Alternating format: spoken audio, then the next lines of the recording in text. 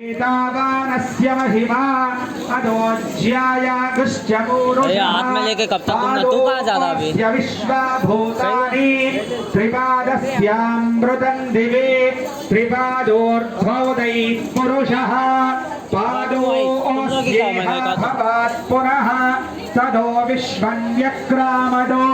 शासनानशने अभि तस्मास्यासन्परिधयः त्रिसप्तसमिधः कृताः देवायज्ञं दन्वानाः अबद्धन् पुरुषं पशुं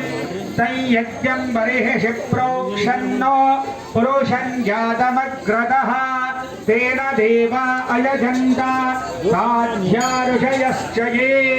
तस्माद्यज्ञात् सर्वहुतः संभृतं वृषदाज्यं पशुगुस्तागुश्चक्रादो यजुस्तस्मादजायत तस्मादश्वा अजायन्त जन्यः कृतः पूरो तदस्य यद्वैश्यः पद्भ्यागुंशोद्रो अजायत चन्द्रमा मनसो जातः चक्षोः सूर्यो अजायत मुखादिन्द्रश्चाद्यश्च प्राणाद्वायुरजायत नाभ्या आसीदन्तरिक्षं शीर्ष्णोद्यौ समवर्तत पद्भ्यां भोभिर्दिशस्रोत्रादो तथा लोकागुम् अकल्पयन् वेदाहमेदं पुरुषं महान्तम् आदित्यवर्णं तपसस्तु पारे सर्वाणि रूपाणि विचित्य धीरः नामानि कृत्वाभिवदनु यदास्ते धाता पुरस्ताद्यमुदा जहार शक्रः प्रविद्वान् प्रतिशश्चतस्रः तमेवं विद्वानमृत इह भवति नान्यः पन्था अयनाय विद्यते यज्ञेन यज्ञमयजन्त देवाः तानि धर्माणि प्रथमान्यासन् ते हनाकं महिमानः सचन्दे यत्र पूर्वे साध्याः सन्ति देवाः अभ्यः सम्भूतः पृथिव्यैरसा तमेवं विद्वानमृत इह भवति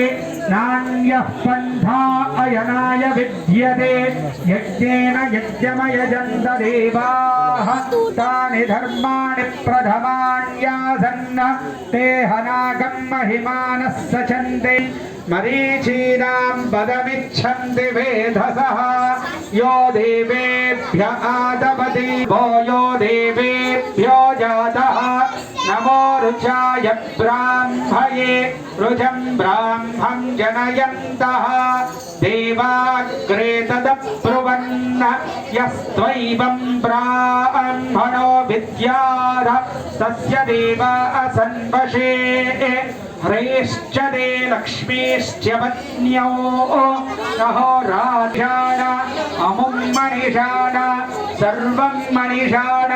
तच्छय्योरावृणीमहे गातुं यज्ञान्मतिः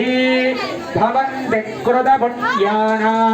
भक्तानां श्रीसूक्तं विवेत्सदा वरुषं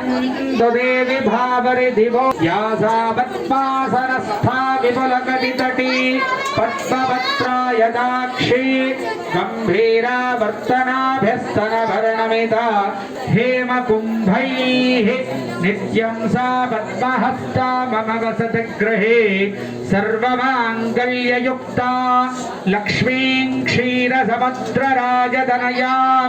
श्रीरङ्गधामेश्वरीं दासीभूतसमस्तदेववनितां लोकैकदीपाङ्कुरां श्रीमन्मन्दगडाक्षरब्धविभव ब्रह्मे